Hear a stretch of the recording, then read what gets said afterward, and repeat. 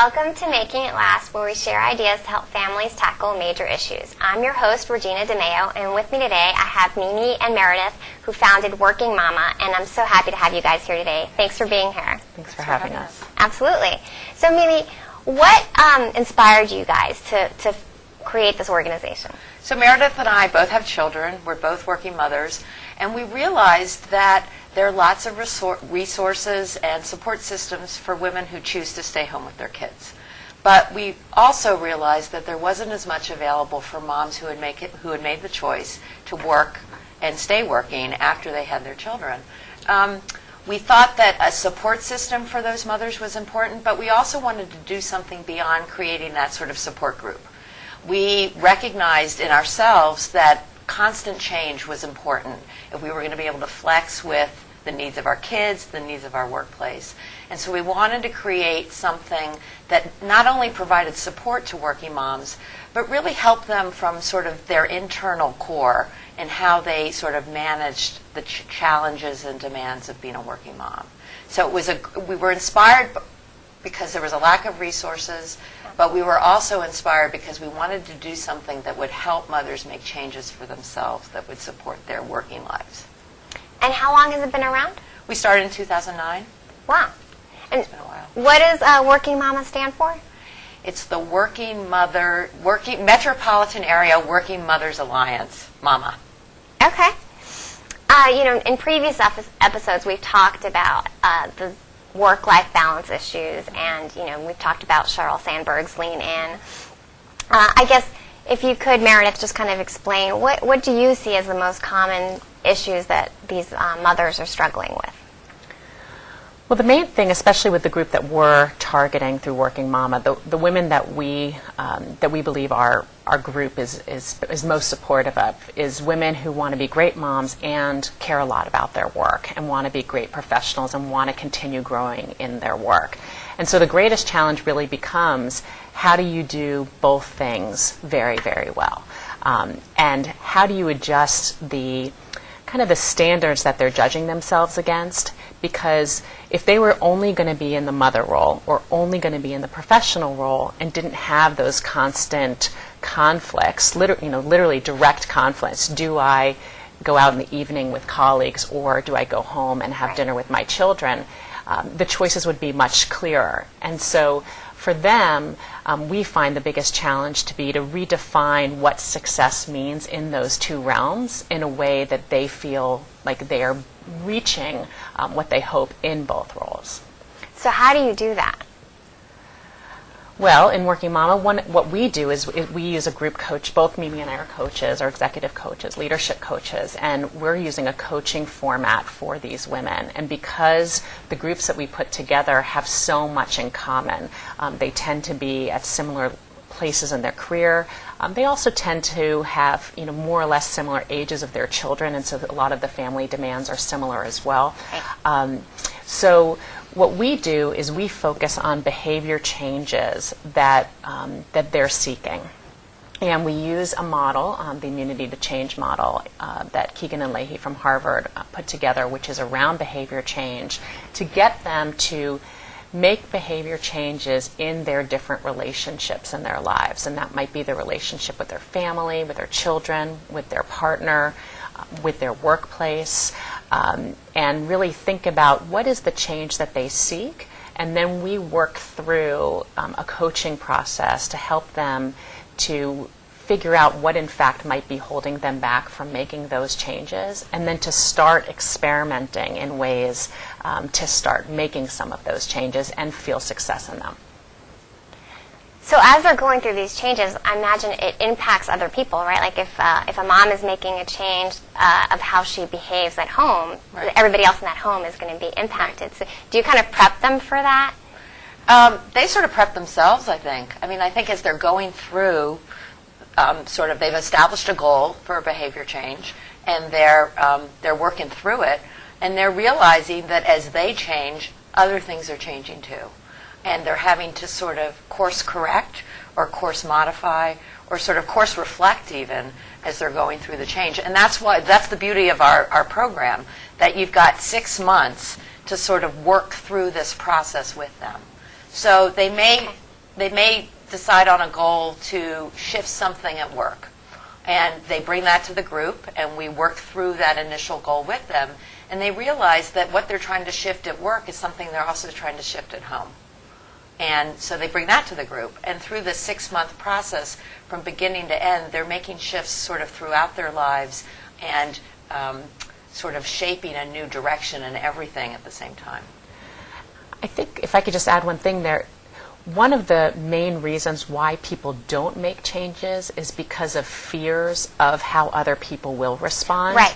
And so the main piece of our model that we work with is to test those assumptions. And so, for example, we had a woman who really wanted to start exercising again, right? This is a common issue for working moms. You know, they go back to work and they never get back into an exercise routine. And she had made assumptions about if she were leaving before the kids woke up, which was the only time she found in her day to do that, then she wouldn't be able to have certain routines with her children in the morning, and other people, in this case, you know, the spouse and a nanny, would have to do things that normally she did.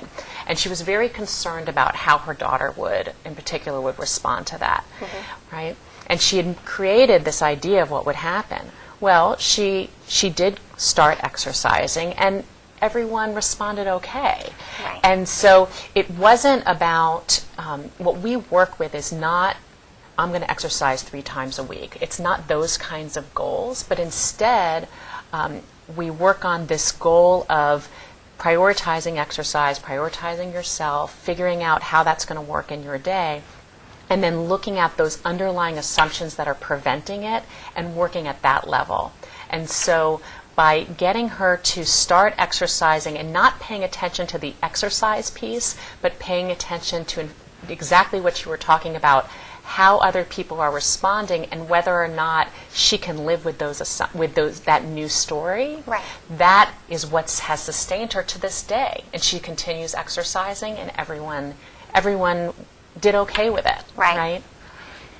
So is it your experience that most people, like in the workforce or at home, are actually supportive when someone decides to implement certain changes?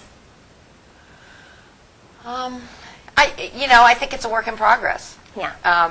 And I think to the extent that the working mom can bring her whole self into those requests and those changes, the family's going to do okay. As Meredith talked about significantly, and the workplace is going to do okay as well.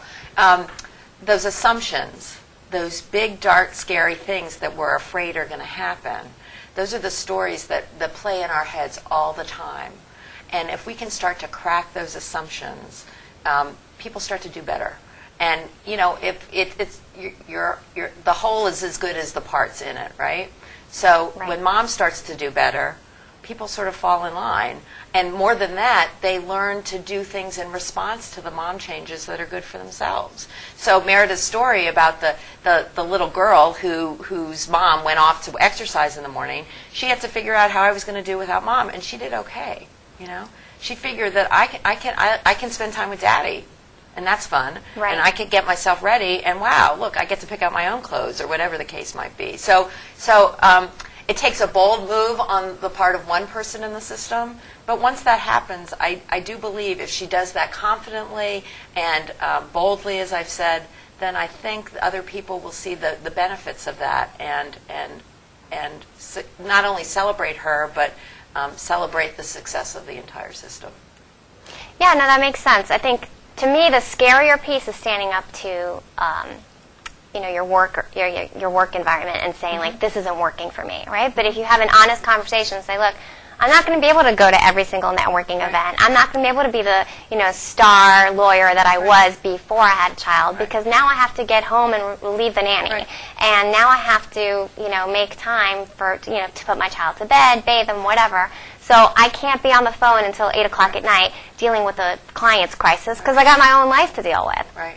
And I have found most of my peers have had their employers sort of make changes and adapt and say, okay, we'll let you leave at 5 as long as you check back in, around 9 o'clock at night and make sure there's no real crisis going on. I think firms are adapting because they want to keep women in the workforce and not lose those really good, people that they've trained and put a lot of money and resources into. So, that's just what I've observed. I don't know if you guys have seen the same thing. I think that's fair. As you're talking, I'm thinking that it's really not no or I can't. It's really what if. What if I try this new thing? What will happen? What's possible? What's the opportunity here? And I think framing it in that positive way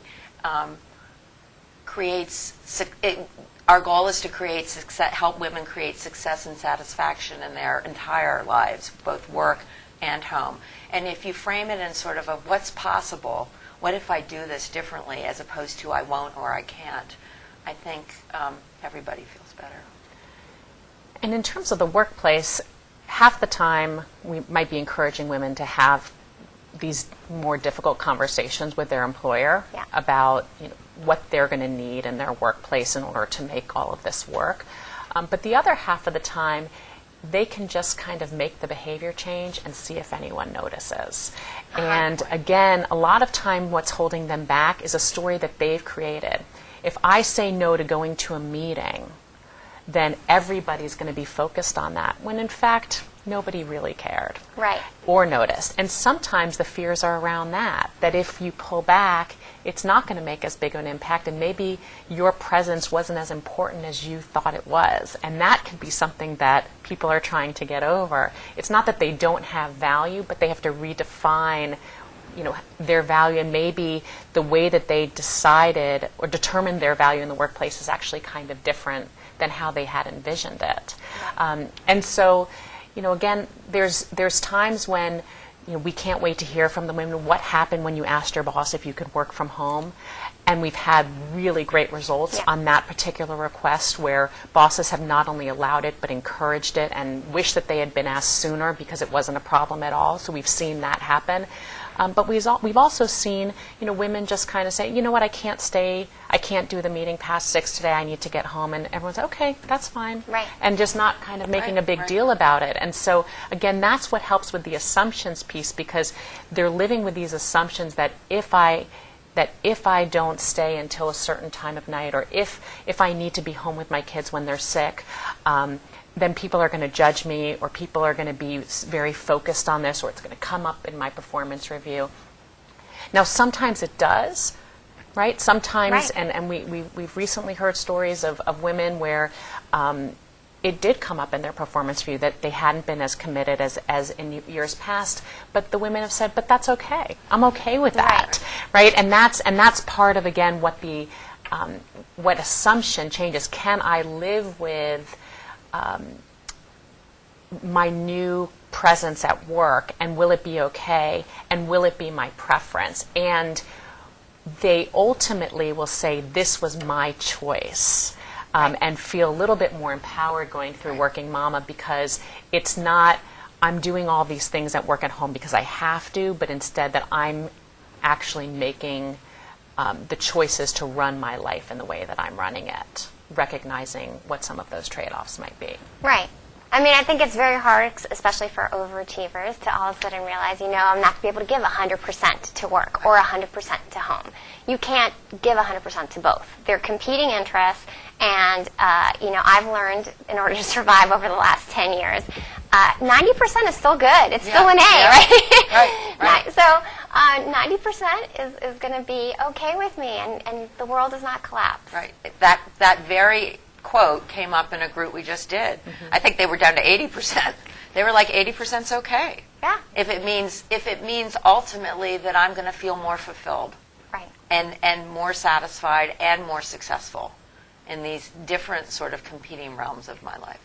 And don't get us wrong, they are still performing at an incredibly high level at work, right? Absolutely. And so it's not, but it's some of these areas where they can negotiate. Yeah. And many of them are staying up until 2 o'clock in the morning, working from home at night, going back online. So those are choices that they're making, but they've decided being with my kids at dinner and putting them to bed is the non-negotiable. And so I'm going to work around that because ultimately I'm going to be happier. And, you know, to your question earlier, there is this burnout concern, right? Because so many women are doing that, right? They're working in incredibly concentrated ways while they're at work, so they can get out by a certain time. They're going home. They're doing all these things with the kids, and then they're going back online and often working, you know, conference calls, many other interactions well into the night. But they've decided that that's going to work better for them ultimately than, you know, staying at work until 8 and missing out on these critical moments with their children. And in fact, in response to the scenario that Meredith just described, some of the women bring to the group the behavior that they want to change about self-care and wellness. Like, I'm committed to doing it the way that Meredith described. I'm committed to working hard during the day, coming home, taking that 3-hour break to do the stuff that I need and want to do with my family and my children, and going back online. But I need to do something for myself, because we're running on fuel sometimes. And so sometimes what we talk about in the group is how to do that, how to change that behavior, where it's all about everybody else and it's nothing about me. Not because, you know, I need something, but because I can't function unless I'm operating as physically and emotionally well as I possibly can. Well, we're going to take a short break, Okay. and then we will be right back. Thanks for calling the GED Pep Talk Center. Jerry Stiller speaking. Your level 7 in-your-face pep talk. I can keep pushing. Believe me, I'm good at it. Once you've got your GED diploma, you'll feel so good about yourself. You tell him. Mr. Trejo, can I transfer this guy to you? He needs something a little more Persuasive. Whatever motivation you need, we've got a pep talk for you. Get your GED pep talk and find free classes at yourged.org. Welcome back to Making It Last, where we share ideas to help families tackle major issues. I'm your host, Regina DeMeo, and with me today I have Mimi and Meredith, who founded Working Mama, and we've been talking about how they help people sort of find balance between work life and home life. So thanks so much for being here. Thank you. So Meredith, these group sessions that you do, what do you think is the benefit of doing it as a group versus individual counseling? Great. Well, there's two different types of groups that we do. So some groups have women coming from all different organizations coming together. And then other groups are internal to an organization. So when a company or an agency has an interest in investing in a group of women, they'll sponsor a Working Mama group. And there are different benefits to the two different models. So when you get groups of women from all different places, in particular, they find support in realizing how many other women are dealing with exactly the same challenges they are. And so it really lends itself well to a group coaching model, because let's say you're in a group and we're coaching you, the other women are hearing themselves in it, and sometimes you can be more objective when you hear someone else as the focus, and so they're kind of fair to themselves and learning more by hearing from you. Right? And so there's that piece, and again, just feeling that support of knowing that so many women are dealing with exactly the same challenges. Then when you have it internal to an organization, you have that piece, plus you have the network piece. Right? So one of the things that working moms lose out on is because they're not having time to grab lunch with colleagues or go to happy hours. That's a lot of the things that first drop from their plate. This is a time for them to connect personally with other women, and it gives them, a network within their organization as they look for new jobs. They might, they'll hear about other places in their organization that might be more responsive to working mom challenges, and just have that, that feeling of support within their own organization as well. One of the women commented in a group we just did that the last time they had that opportunity was after daycare in the building. That there had been no opportunities to sort of create those internal support systems unless you were waiting in line to pick up your kid at daycare in the office building. So this has been their first chance since those days to sort of convene and share support. And it is a great benefit when organizations have daycares in their organizations, and many of the federal agencies, in particular in Washington, have that. That is a really great place for women to connect, where the assumptions around their challenges can be very similar, right? Because again, this is the challenge with the kind of stay-at-home mom versus the working mom, is that the challenges that stay-at-home moms are dealing with, while really important and difficult, do tend to be different from the challenges of the working mom. And so we're giving full attention to those specific challenges that, again, the women, they call them, many of them call it the 6:30 group, that's coming in right as daycare is closing. And, they're feeling many of the same pressures of deadlines, and, that they're really pushing things to the very last minute. So there's this understanding that they have among each other right away from that.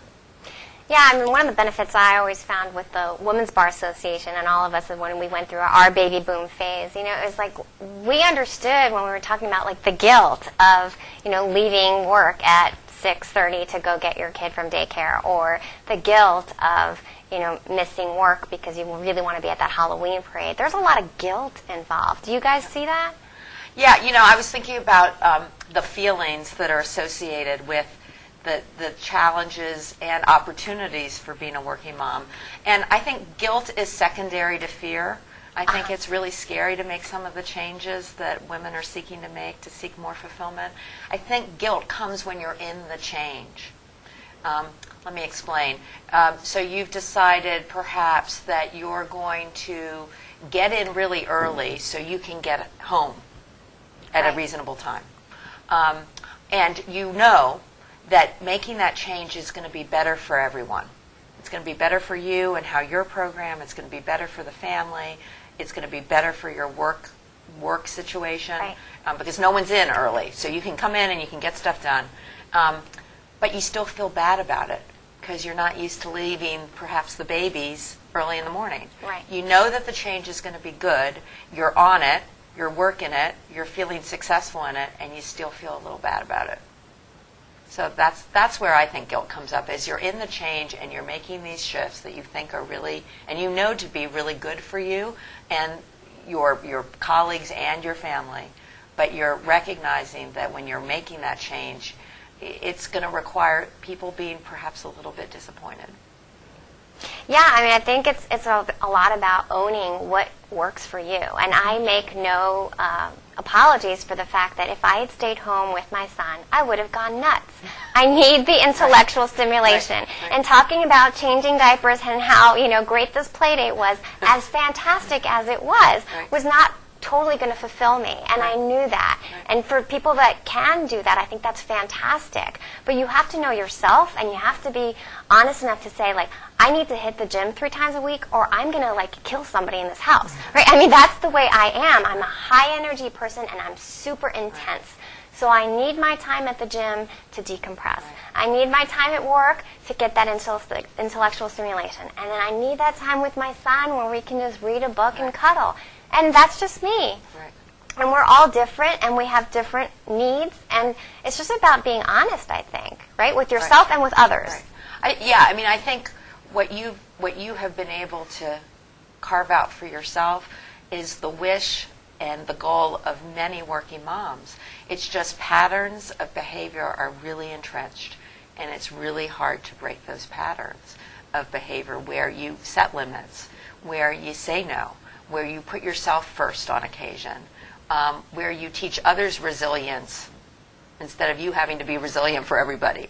And so our groups, I think, really help in a sort of slow, methodical, graceful way to move people to those places where they want to be. Well, where do you think these established patterns come from? Because are we comparing ourselves to the moms from the 50s? Because we're not in the 50s anymore. We're in the 21st century. I mean, well, remember, their work patterns have started from before they had children.